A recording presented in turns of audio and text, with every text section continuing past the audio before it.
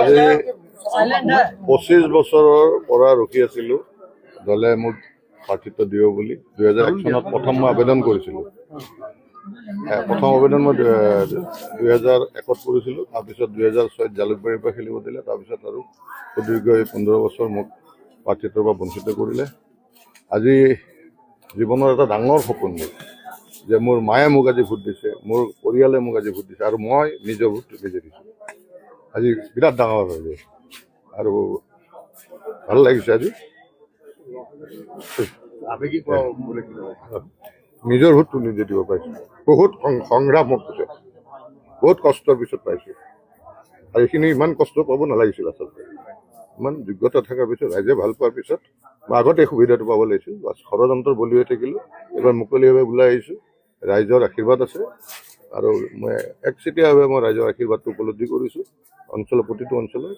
আৰু বাকী ইয়াৰ এই দিনটোৰ পৰা যদি আগুৱাই যাওঁ নিশ্চিতভাৱে ৰাইজক পাম। মই দেখিছোঁ সেইটো, মই উপলব্ধি কৰিছোঁ। প্ৰত্যেক অঞ্চলত গৈছোঁ, প্ৰত্যেক অঞ্চলৰ পৰা মানে ৰাইজে নিজাকৈ আলোচনা কৰি সিদ্ধান্ত লৈছে। মোৰ ভোট সেইটো মই কাক দিওঁ কাৰো লগত আলোচনা কৰা নহয় সাধাৰণতে, কিন্তু এইবাৰ তাৰমানে অঞ্চল বিশেষে ৰাইজে নিজে বহি আলোচনা কৰিছে, কৰি ৰাজহুৱাভাৱে সিদ্ধান্ত লৈছে আৰু সেইটো এইবাৰ মই নিজে মানে প্ৰথমবাৰৰ কাৰণে এনেকুৱা এটা দেখিছোঁ। নিশ্চিতভাৱে ৰাইজক মই নিৰাশ নকৰোঁ। মই জয়ী হ'লে ৰাইজৰ সেৱা কৰিমেই 24/7। মোক ৰাতি 12টা বজাতো পাব বা ৰাতি 12টা বজাতো যদি মোক বিচাৰে মই অঞ্চলত গৈ পাম। শেষৰ প্ৰশ্ন, কালি ৰাতি আমি দেখিলোঁ বহুতখিনি হিংসাত্মক পৰিৱেশ বিভিন্ন স্থানত হৈছে। পূৰ্বতে নোহোৱা নোপোজা সেয়া লাগিলে শিৱসাগৰ হওক, কেইবাটাও সমষ্টিত তেনেকুৱা হৈছে। সেই বিষয়সমূহ কি ক'ব? আচলতে তেনেকুৱা হ'ব লাগে জানো?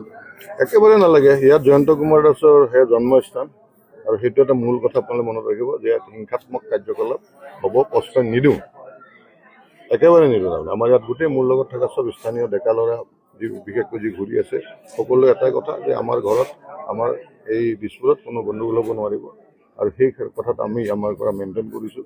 আৰু যদি কিবা গণ্ডগোল কোনোবাই কৰিব বিচাৰে তাক মানে প্ৰশমিত কৰা যাব। এইটো গণ্ডগোলটো বাঢ়িব। এই পৰম্পৰাটো তাৰমানে খুব বেয়া। এইটো এটা ৰাইজৰ মনৰ স্বতঃস্ফূৰ্তভাৱে অংশগ্ৰহণ কৰি সিদ্ধান্ত লোৱা এটা যুদ্ধ। এইটোতো আৰু ব্যক্তিগত কিবা আক্ৰোশ বা ব্যক্তিগত মাৰপিট মাৰামাৰি এইবিলাক কৰাটো একদম বেয়া পাওঁ, ময়ো বেয়া পাওঁ। ৰাইজে দিলে জয় হ'ম, ৰাইজে নিদিলে জয় নহওঁ। ইয়াতে যে ৰাইজৰ কথা, ৰাইজক আমি কেনেকৈ ৰাইজৰ ওচৰত যাব পাৰোঁ, ৰাইজৰ আশীৰ্বাদ ল'ব পাৰোঁ, সেইটোহে হ'বলৈ কম্পিটিশ্যন। আৰু সেইকাৰণে 5 বছৰে ৰাইজৰ মাজত থাকি সুখ দুখত মাতিব লাগে আৰু মই সেইটো কাম আজি সেই 15 বছৰৰ পৰা কৰিয়ে আছোঁ, ৰাইজৰ মাজতে আছোঁ।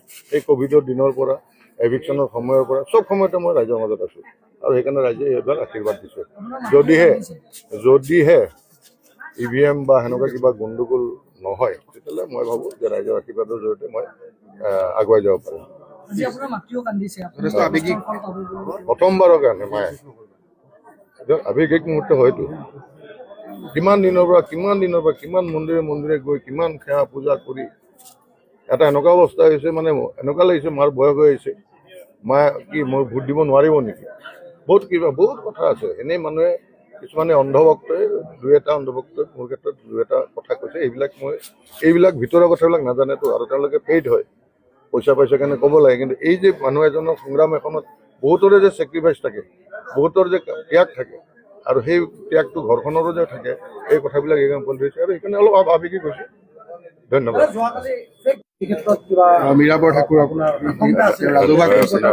মই আমাৰ ল'ৰাবিলাকক কৈ দিছোঁ যে বুথৰ ওচৰত অৱস্থান কৰিব দিছোঁ আৰু প্ৰত্যেকটো স্থানীয় ৰাইজে গম পাব যে বাহিৰৰ মানুহ এই গাঁওখনৰ এই চুবাটোৰ যোন মানুহে হওক আমাৰ ইয়াৰে মানে ল'ৰাখিনি সকলোৱে চিনি পায়।